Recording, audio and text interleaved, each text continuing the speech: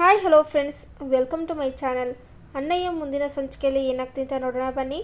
Finally ಅಂತೂ ಇಂತೂ ಇಲ್ಲಿ ಪ್ರಚಾರಕ್ಕೆ ರೆಡಿ ಮಾಡೇ ಬಿಟ್ಟರು ಪಾರು. ಇತ್ತ ವೀರಭದ್ರ ವಿರುದ್ಧ ಗ್ರಾಮ ಪಂಚಾಯತಿ ಅಧ್ಯಕ್ಷ ಆಗಿ ನಿಂತ್ಕೊಂಡ್ಬಿಟ್ಟಿದ್ದಾನೆ ಇಲ್ಲಿ ಶಿವು.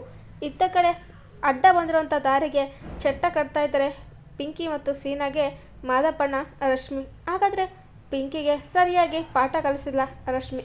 ಇತ್ತ ಕಡೆ ತಪ್ಪು ಮಾಡಿರುವಂತಹ ಸೋಮಗೆ ಚಟ್ಟ ಕಟ್ತಾ ಇದ್ದಾನೆ ಮನುಗೌಡರು. ಹಾಗಾದರೆ ವೀರಭದ್ರ ಆಟಕ್ಕೆ ಬ್ರೇಕ್ ಹಾಕ್ತಾಳ ಪಾರು?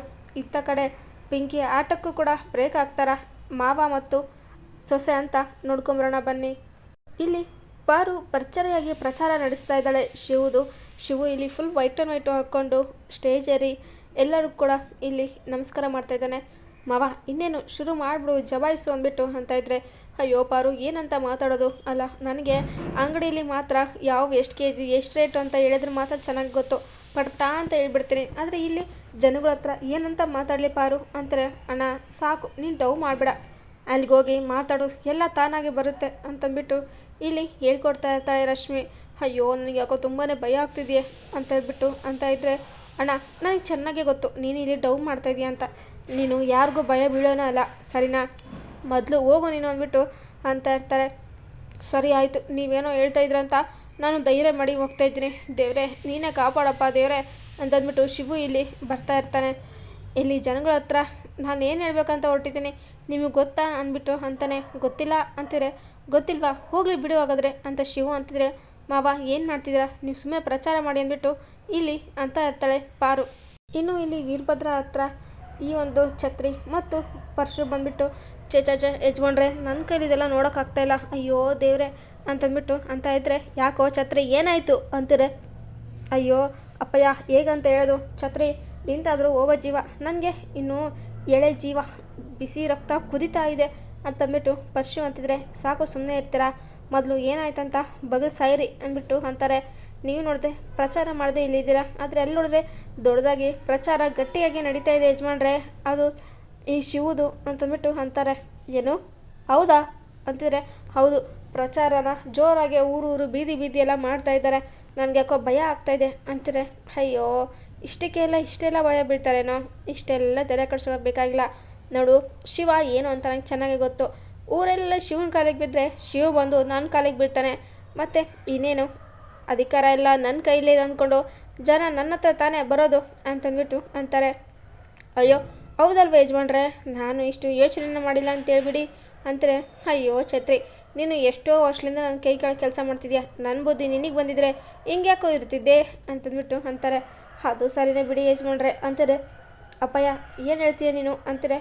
ಹೌದು ಕಣೋ, ಒಂದು ದೊಡ್ಡದಾಗಿ ಸ್ಟೇಜ್ ಕೂಡ ನಾವು ಹಾಕೋಣ, ಅದರಲ್ಲಿ ಶಿವನ ಕರೆಸ್ಬಿಟ್ಟು ಆಗ ಮಾತಾಡ್ಸ್ಕೊತಿದ್ರೆ ಶಿವ ನನ್ನ ಕಾಲಿಗೆ ಬರತ್ತಲೇ ಬೀಳ್ತಾನೆ, ಆಗ ಜನ ನೋಡಿದ್ರಲ್ಲ ಏನು ಅನ್ಕೊಳ್ತಾರೆ, ಅಯ್ಯೋ ಇದೇನಿದು ಅಲ್ಲ ಶಿವು ಅವರೇ ವೀರಭದ್ರ ಅವ್ರ ಕಾಲಿಗೆ ಬೀಳ್ತಾಯಿದೆ ಅಂದರೆ ಅಧಿಕಾರ ಎಲ್ಲ ವೀರಭದ್ರ ಕೈಯಲ್ಲೇ ಇರಬೇಕು, ನಾವು ಕೂಡ ವೀರಭದ್ರಗೆ ಸಪೋರ್ಟ್ ಮಾಡಬೇಕಂತ ಜನ ಎಲ್ಲ ಅಂದ್ಕೊಳ್ತಾರೆ, ಮತ್ತಿನ್ನೇನು ಹೇಳು ಅಂತಾರೆ. ಹೌದಪ್ಪಯ್ಯ ಸರಿಯಾಗಿ ಹೇಳಿದೆ ನೀನು ಅಂತಾರೆ ಅಂತ ಅನ್ಬೇಕಾದ್ರೆ ಅಷ್ಟರಲ್ಲಿ ಕಾಲ್ ಬರುತ್ತೆ.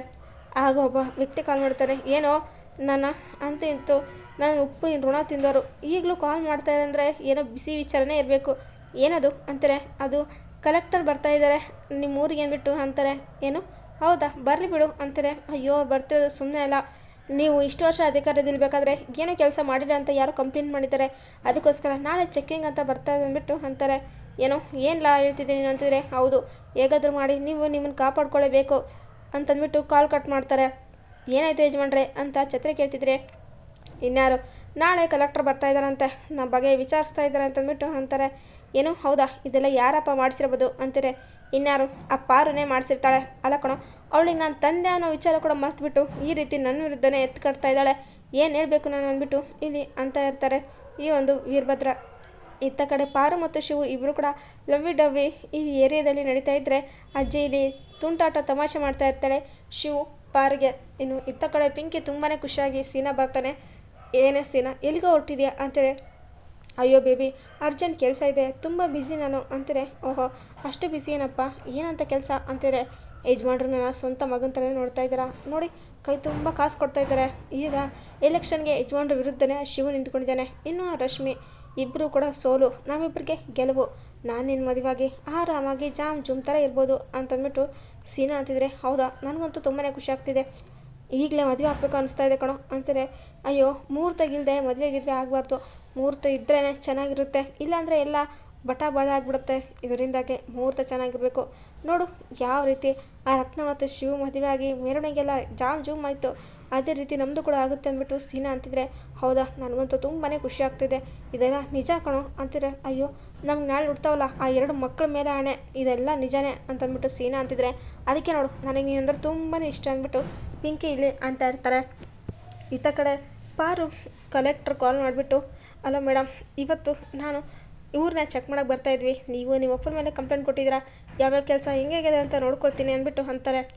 ಡೌಟೇ ಬೇಡ ಸರ್, ನೀವೇ ನೋಡುವಂತ್ರಿ ಇಲ್ಲಿನ ಅಧಿಕಾರಿಗಳು ಯಾವ ರೀತಿ ಕೆಲಸ ಮಾಡಿದಾರೆ ಅಂತಂದ್ಬಿಟ್ಟು ನೀವು ನೋಡಿದ್ರೇ ಗೊತ್ತಾಗುತ್ತೆ ಅಂದ್ಬಿಟ್ಟು ಇಲ್ಲಿ ಅಂತ ಇರ್ತಾರೆ. ಈ ಒಂದು ಪಾರು ಇತ್ತ ಕಡೆ ಯಾರು ಕೂಡ ಈ ಒಂದು ದೊಡ್ಡ ಒಳಗಡೆ ಬರಲೇಬಾರ್ದು, ಊರಲ್ಲಿ ಬಾತ್ರೂಮ್ ಇದೆ ಅಂತ ಅಂದ್ಕೊಳ್ಬೇಕು ಅಂತಂದ್ಬಿಟ್ಟು ಇಲ್ಲಿ ಎಲ್ಲ ವೀರಭದ್ರ ವ್ಯವಸ್ಥೆ ಮಾಡ್ತಾ ಇರ್ತಾರೆ. ಕರೆಕ್ಟ್ ಅವ್ರು ನೋಡಬಾರ್ದು ಅಂತಂದ್ಬಿಟ್ಟು ಮಾರು ವೇಷ ಹಾಕ್ಕೊಂಡ್ಬಿಟ್ಟು ಎಲ್ಲನೂ ಕೆಲಸ ಮಾಡ್ತಾ ಇರ್ತಾರೆ. ವೀರಭದ್ರ ಪರಶು ಛತ್ರಿ, ಪರಶುಗೆ ಕೋಪ ನೆತ್ತಿಗೆ ಇರ್ತಾ ಇದೆ, ಇವ್ಳು ನನ್ನ ತಂಗಿ ಅನ್ನೋಕ್ಕೂ ಬಿ ಪಿ ನೆತ್ತಿಗೆ ಇರ್ತಾ ಇದೆ, ಯಾವ ರೀತಿ ಮಾಡಿದಾಳು ಅಂದ್ಬಿಟ್ಟು ಇಲ್ಲಿ ಬೈತಾ ಇರ್ತಾನೆ. ಪರಶು ನಿಧಾನ ಕಂಡ್ಲ ನಿಧಾನ, ಅವಳು ಏನೇ ಮಾಡಲಿ ಅವ್ರ ಪ್ಲಾನ ತೆರೆ ಕೆಳಗೆ ಮಾಡುವಷ್ಟು ಶಕ್ತಿ ನಮಗಿದೆ, ಅವಳು ನನ್ನ ಮಗಳಾಗಿರ್ಬೋದು, ಅವಳಪ್ಪ ನಾನು ಅಂತಂದ್ಬಿಟ್ಟು ವೀರಭದ್ರ ಇಲ್ಲಿ ಅಂತ ಇದ್ದರೆ, ಇನ್ನು ಇತ್ತ ಕಡೆ ಈ ಒಂದು ಸೋಮ ಮನೆ ಕೆಲಸದವ್ರ ಹತ್ರ ಕೆಟ್ಟದಾಗಿ ನಡ್ಕೊತಾ ಇದ್ದರೆ ಈ ಒಂದು ಕೋಪ ಮಾಡ್ಕೊಂಬಿಟ್ಟು ಮನಗೌಡರು ಕೆನ್ನೆಗೆ ಬಾರಿಸ್ಬಿಡ್ತಾರೆ ಸೋಮಗೆ.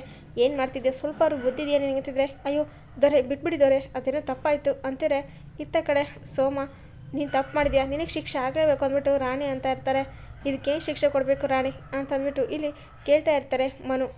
ಇರಿ ಒಂದು ನಿಮಿಷ ಅಂದ್ಬಿಟ್ಟು ಶಿವಪಾರಿಗೆ ಕಾಲ್ ಮಾಡಿಬಿಟ್ಟು, ಅದಕ್ಕೆ ಇಷ್ಟೆಲ್ಲ ಆಗಿದೆ ಅದಕ್ಕೆ ಅಂದ್ಬಿಟ್ಟು ಅಂತಾರೆ. ಹೆಣ್ಣಿನ ಕಷ್ಟ ಏನು ಅಂತ ಬೆಣಿಗೆ ಗೊತ್ತಾಗುತ್ತೆ, ಅವನಿಗೆ ಹೆಣ್ಣಿನ ವೇಷ ಹಾಕಿ ಅಂದ್ಬಿಟ್ಟು ಇಲ್ಲಿ ಪಾರು ಅಂತಾಳೆ. ಸರಿ ಅದಕ್ಕೆ ನೀವು ಹೇಳ್ದಂಗೆ ಮಾಡ್ತೀವಿ ಅಂತಂದ್ಬಿಟ್ಟು ಇಲ್ಲಿ ಅಂತ ಇರ್ತಾರೆ ರಾಣಿ. ದೊರೆ ಇವ್ರಿಗೆ ಹೆಣ್ಣಿನ ಕಷ್ಟ ಅಂದರೆ ಏನು ಅಂತ ಅರ್ಥ ಆಗಬೇಕು, ಅದಕ್ಕೋಸ್ಕರ ಇವ್ರಿಗೆ ಹೆಣ್ಣಿನ ಶಿಕ್ಷಣ ಕೊಡೋಣ, ಇನ್ನು ಇವರು ಸ್ವಲ್ಪ ದಿನ ಮಟ್ಟಿಗೆ ಹೆಣ್ಣಿನ ಥರನೇ ಇರಬೇಕು, ಹೆಣ್ಣು ಮಾಡೋ ಕೆಲಸನೆಲ್ಲ ಮಾಡಬೇಕು ಅಂದ್ಬಿಟ್ಟು ಅಂತಾರೆ. ಏನು ನಾನಾ, ಅಯ್ಯೋ ನನ್ನ ಕೈಲಿ ಅದೆಲ್ಲ ಆಗಲ್ಲ ಅಂತಾರೆ. ಏನು ನಿನ್ನ ಕೈಲಿ ಆಗಲ್ಲ, ಸರಿ ಬಿಡು, ನಿನ್ನ ಕೈಲಿ ಆಗಿಲ್ಲ ಅಂದರೆ ನಿನ್ನ ಊರಿಂದ ಬಹಿಷ್ಕಾರ ಆಗ್ತೀವಿ ಅಂದ್ಬಿಟ್ಟು ಇಲ್ಲಿ ಹೇಳ್ತಾ ಇರ್ತಾರೆ. ಅಯ್ಯೋ ಬೇಡ, ಆ ರೀತಿ ಮಾತ್ರ ಬೇಡ ಅಂತಂದ್ಬಿಟ್ಟು ಇಲ್ಲಿ ಸೋಮ ಅಂತ ಇರ್ತಾನೆ. ಇನ್ನು ಇತ್ತ ಕಡೆ ಈ ಒಂದು ಕಲೆಕ್ಟರ್ಸು ಊರಿಗೆ ಬಂದೇ ಬಿಡ್ತಾರೆ. ವೀರಭದ್ರ ಯಾವ ಪಾಠ ಕೆಲಸ ಮಾಡಿದ್ದಾನೆ, ಇನ್ನೂ ಕೆಲಸ ಮಾಡೇ ಇಲ್ಲ ಅಂದ್ಬಿಟ್ಟು ಇಲ್ಲಿ ಸುತ್ತಮುತ್ತ ನೋಡ್ತಾ ಇರ್ತಾರೆ. ವೀರಭದ್ರಗಂತೂ ತುಂಬಾ ಟೆನ್ಷನ್ ಆಗ್ತಾ ಇರುತ್ತೆ. ಅಯ್ಯೋ ದೇವ್ರೆ, ಏನಪ್ಪ ಮಾಡೋದು, ಇಷ್ಟು ವರ್ಷ ನಾನು ಹೆಂಗೂ ಕೆಲಸ ಮಾಡ್ಕೊಂಬಂದ್ಬಿಟ್ಟೆ, ಆದರೆ ಈಗ ಪಾರು ಊರಿಗೆ ಬಂದಿದ್ದು ನನ್ನ ಬಗ್ಗೆ ಎಲ್ಲನೂ ವಿಚಾರಿಸಕತ್ತಿ ಬಿಡಿದಾಳೆ. ಈ ಕಲೆಕ್ಟರ್ ಏನಾದರೂ ನಾವು ಕೆಲಸನೇ ಮಾಡಿಲ್ಲ ಅಂತ ಗೊತ್ತಾದರೆ ನಾಳೆ ನಮಗೆ ತುಂಬಾ ತೊಂದರೆ ಆಗುತ್ತೆ, ಆ ರೀತಿ ಮಾತ್ರ ಆಗಬಾರ್ದು ಅಂದ್ಬಿಟ್ಟು ಇಲ್ಲಿ ಅಂದ್ಕೊಳ್ತಾ ಇರ್ತಾನೆ ಈ ಒಂದು ವೀರಭದ್ರ. ಇನ್ನು ಪಾರು ತುಂಬಾ ಖುಷಿಯಾಗಿ, ಅಪ್ಪ ಇವತ್ತು ನಿನ್ನ ಮುಖವಾಡ ಏನು ಅಂತ ಬಯಲಾಗುತ್ತೆ, ಇಷ್ಟು ದಿನ ನೀನು ಆಡಿದ್ದು ಕದ್ದ ಮುಚ್ಚಾಲೆ ಎಲ್ಲ ಕೂಡ ಈಗ ಬಟ್ಟ ಬಯಲಾಗುತ್ತೆ, ನನ್ನ ಹತ್ರನೇ ನೀನು ಸುಳ್ಳು ಹೇಳ್ತೀಯಲ್ವ, ಈಗ ನೋಡ್ತಾ ಇರೋ ನಿನ್ನ ಆಟ ಯಾವ ರೀತಿ ಬಯಲು ಮಾಡ್ತೀನಿ ಅಂತಂದ್ಬಿಟ್ಟು ಇಲ್ಲಿ ಪಾರು ಅಂತ ಇರ್ತಾರೆ. ಇನ್ನು ಈತ ಕಡೆ ಮಾದಪ್ಪಣ್ಣ ಮತ್ತು ರಶ್ಮಿ ಇಬ್ಬರು ಕೂಡ ಪ್ರಚಾರದಲ್ಲಿ ಬ್ಯುಸಿ ಆಗಿಬಿಟ್ಟು ಹಾಗೆ ದಾರಿಯಲ್ಲಿ ಹೋಗ್ತಾ ಇರ್ತಾರೆ. ಇನ್ನು ಇತ್ತ ಪಿಂಕಿ ಗಾಡಿ ಓಡಿಸ್ಕೊಳ್ತಾ ಸೀನಾ ಹಿಂದೆ ಕೂತ್ಕೊಂಡು ಬರ್ತಾ ಇರ್ತಾರೆ. ಇನ್ನು ಗಾಡಿ ಓಡಿಸ್ಬೇಕಾದ್ರೆ ಸಡನ್ನಾಗಿ ಸೀನಾ ನೋಡೋ ಅಲ್ಲಿ ಮೂಟೆ ಮತ್ತು ನಿಮ್ಮಪ್ಪ ಯಾವ ರೀತಿ ಹೋಗ್ತಾ ಇದ್ದಾರೆ ಗಾಡೀಲಿ ಅಂತಂದ್ಬಿಟ್ಟು ಅಂತ ಇರ್ತಾರೆ. ಅಯ್ಯೋ ಮುಂದೆ ನೋಡ್ಕೊಂಡು ಹೋಗು ಬೇಬಿ ಅಂತಿದ್ರೆ, ಅಯ್ಯೋ ನಮಗೇನಾಗಬೇಕು ನೋಡ್ತಾ ಇರೋ, ಅವ್ರಿಗೆ ಏನಾದರೂ ಆಗೋದು ಅಂತಂದ್ಬಿಟ್ಟು ಇಲ್ಲಿ ಪಿಂಕಿ ಅಂತ ಇದ್ದರೆ, ಲಕ್ಷ್ಮಿ ಮತ್ತು ಮಾದಪ್ಪಣ್ಣ ಇಬ್ಬರು ಕೂಡ ಗಾಡೀಲಿ ಹೋಗ್ತಾ ಇದ್ದರೆ ಸಡನ್ನಾಗಿ ಬ್ರೇಕ್ ಬಿದ್ದುಬಿಟ್ಟು ಇಲ್ಲಿ ಪಿಂಕಿ ಮತ್ತು ಸೀನಾ ಕೆಳಗಡೆ ಬಿದ್ದುಬಿಡ್ತಾರೆ.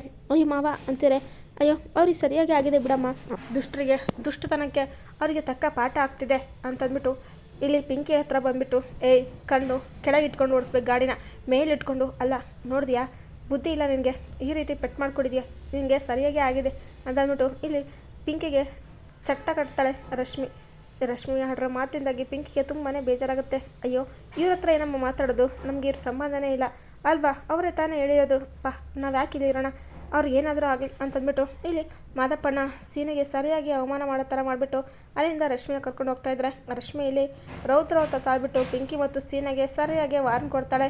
ಇಲ್ಲಿ ಪಿಂಕಿ ತುಂಬಾ ಬೇಜಾರಾಗ್ತಾಳೆ. ಈಗಾದರೂ ಸೀನೆಗೆ ಬುದ್ಧಿ ಬರ್ತಾ ಪಿಂಕಿಗೆ ಬೆರೆಕಪ್ ಹೇಳ್ಬಿಟ್ಟು ರಶ್ಮಿ ಒಳ್ಳೆ ಮನಸ್ಸು ಅರ್ಥ ಮಾಡ್ಕೊತ ಅಂತ ನೋಡಬೇಕು. ಈ ವಿಡಿಯೋ ನಿಮಗೆ ಇಷ್ಟ ಆದರೆ ಪ್ಲೀಸ್ ಲೈಕ್ ಮಾಡಿ, ಶೇರ್ ಮಾಡಿ, ಕಮೆಂಟ್ ಮಾಡಿ. Thank you for watching.